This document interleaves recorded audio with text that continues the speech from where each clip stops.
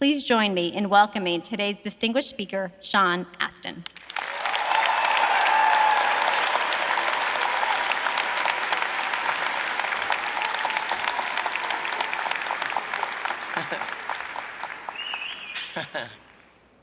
Deans of the college, distinguished faculty, honored guests, administrators, family, and friends, and you beautiful, glorious, dedicated, and accomplished UCLA graduating class of 2024.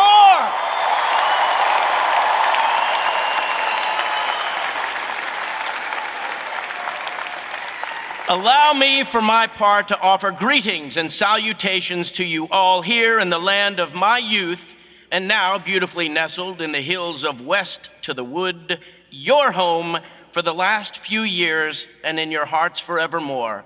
Welcome and congratulations.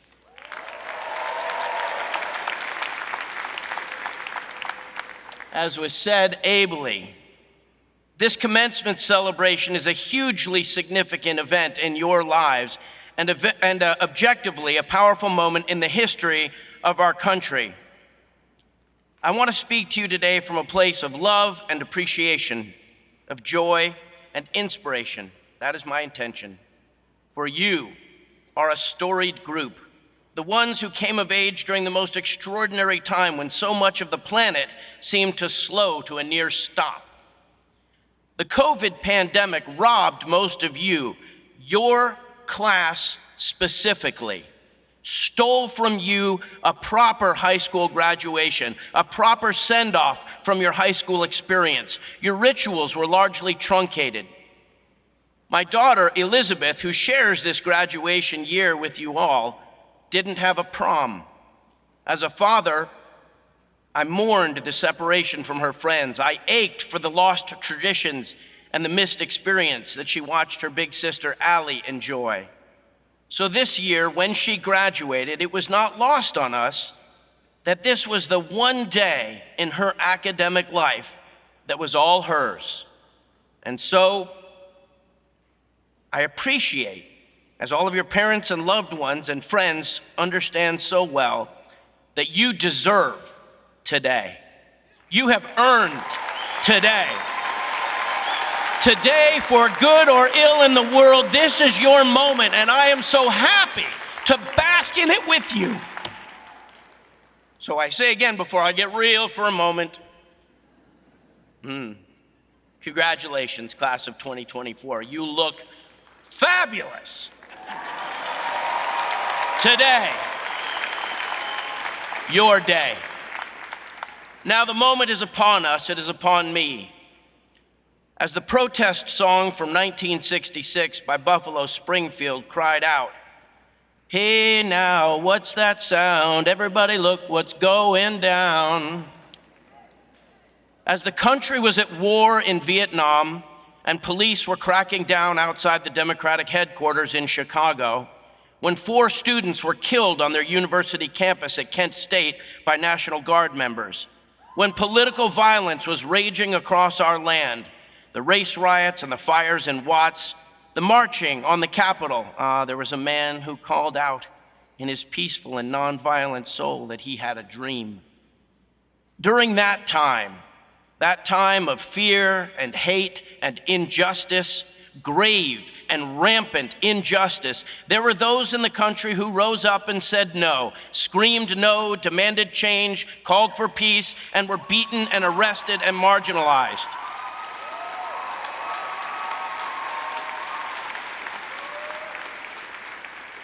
A 1,000 people in the street singing songs, I'm not gonna get the melody right, singing songs and carrying signs, mostly say, "Hooray for our side." Sides. There are sides. Look around at us all, each with our own worldview. But now, you are surrounded by people with a shared experience, one that you will carry for the rest of your days. I pray for decades and decades and decades of days. We walked the same halls. Well, I was an English and history major, so I didn't really walk the halls of South Campus.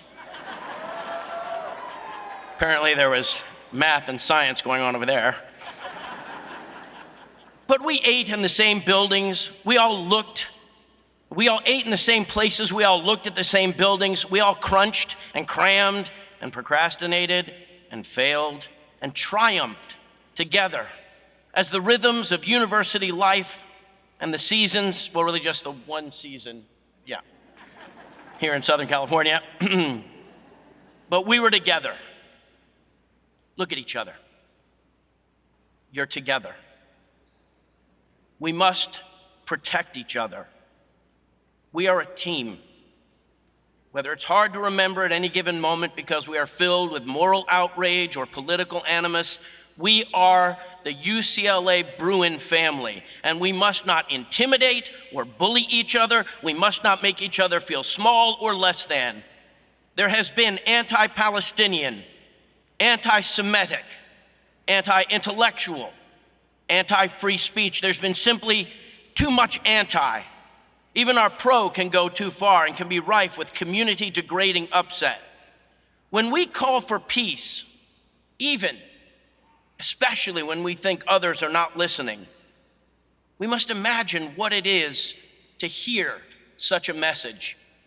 We must remember that we are trying to locate our messages of peace in the hearts of other people. This UC system and the UCLA administration has been too far out of touch with our students.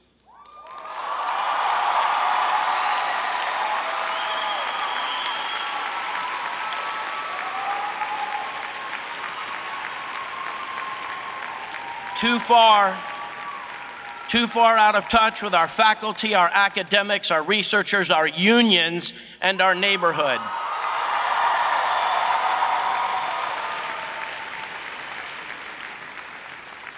But I turn to you now, and I know that you and the other faculty in this building and administrators, employees, staff, have dedicated your lives to teaching and nurturing these students. To now my youngest daughter, Bella, who has just completed her first year as a UC student. Your commitment to her and the passion I know you all have for your work and for all of your students is a credit to you, and I thank you for it.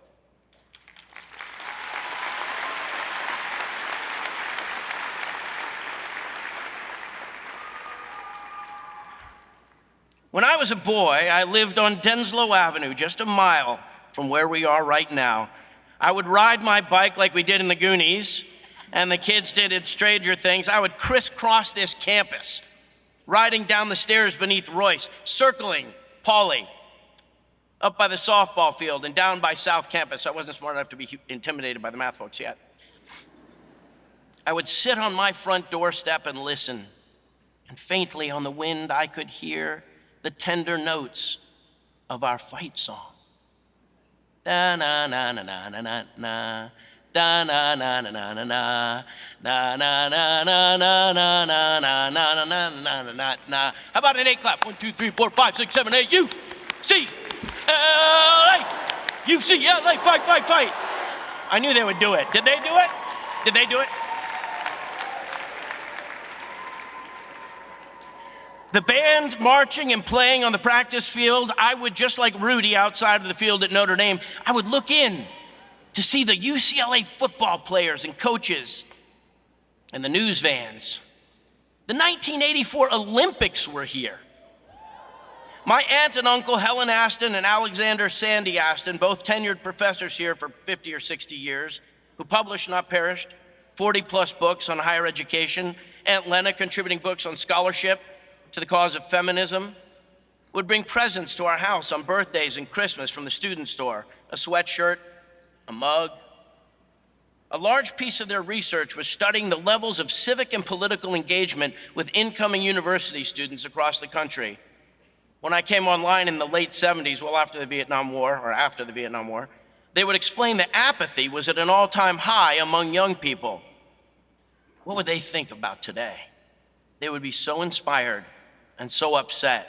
My cousin Paul, his doctorate in educational leadership from UCLA, founded a school called Manzanita along these Santa Monica mountains lo these 10 years. My wife, Christine, and I, as was said, thank you, Dean, transferred to UCLA and spent 3 years, including summers, achieving our double majors together.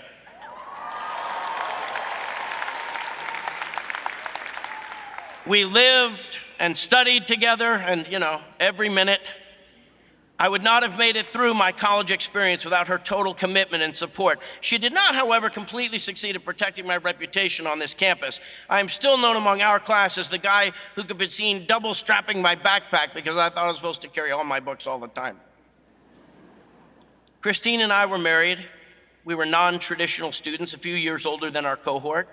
And excitingly, if predictably, Christine was pregnant during our junior year.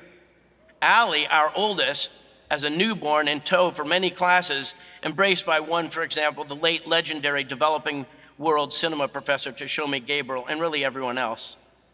My whole life has been animated by this place, by the values of excellence and compassion and learning and intellect.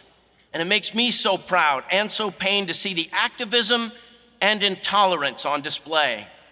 I know that the pain of this moment will settle in people's hearts and memories differently over time, but I pray that in the wake of the trauma of this moment, there will be healing and a desire for better understanding. I pray for that. I pray for mutual respect and the will which says that the integrity of this place is a birthright, but it is not to be taken for granted. The nature of truth and the need for holding authority accountable, for holding students accountable, for holding commencement speakers accountable, for holding each other accountable. It's a choice that we make together for each other, for ourselves, for our children, and for the world. Everything we say or don't say, everything we do or don't do reverberates in ways we can't even know. We must live by example. We must model courage and tenacity, peace and forgiveness. Straight from the UCLA Alumni website, this passage. Ralph Bunche, class of 1927. The Nobel Peace Prize, 1950. Ralph Bunche was the first African American to be awarded the Nobel Peace Prize. He received the award for arranging a ceasefire in the Arab-Israeli War. In 1946, Bunche went into UN service, and in the following year, the Secretary General sent him to the Middle East to help devise a plan for dividing Palestine between the Arab and Jewish communities. The resolution was rejected, and a war subsequently erupted. When the chief UN negotiator, Folke Bernadotte, was murdered in the autumn of 1948, Bunche replaced him and succeeded in helping to bring about a ceasefire after tough negotiations. Bunche has become a paragon of peace and unity, as well as a shining example of what it means to be a true Bruin. This is the tradition of leadership that you are heir to.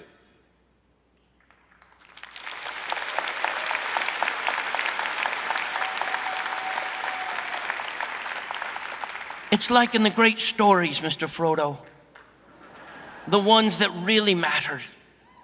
Full of darkness and danger they were, and sometimes you didn't want to know the end, because how could the world go back to the way it was when so much bad had happened? But in the end, it's only a passing thing, this shadow.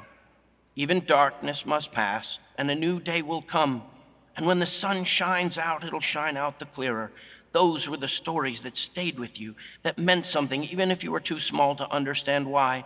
But I think, Mr. Frodo, I do understand now. Folk in those stories kept going because they were holding on to something. What are we holding on to, Sam? That there's some good left in this world, Mr. Frodo, and it's worth fighting for. I say it's worth making peace for, and it's worth fighting for each other. In the Goonies,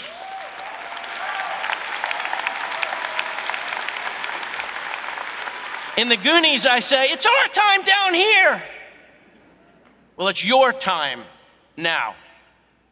And Rudy, I say, I've been ready for this my whole life. Well, you've been ready for this moment for your entire lives. In Stranger Things, I say, Kenny Rogers, I love Kenny Rogers. All right, not sure about that one. whether I'm wearing spandex bike shorts and a fishnet shirt and 50 first dates, or teaching you the 3 special steps as Special Agent Oso, whether I'm fighting with my little turtle brothers as the voice of Raphael, let's go kick some shell. I am what you are, a Bruin for life.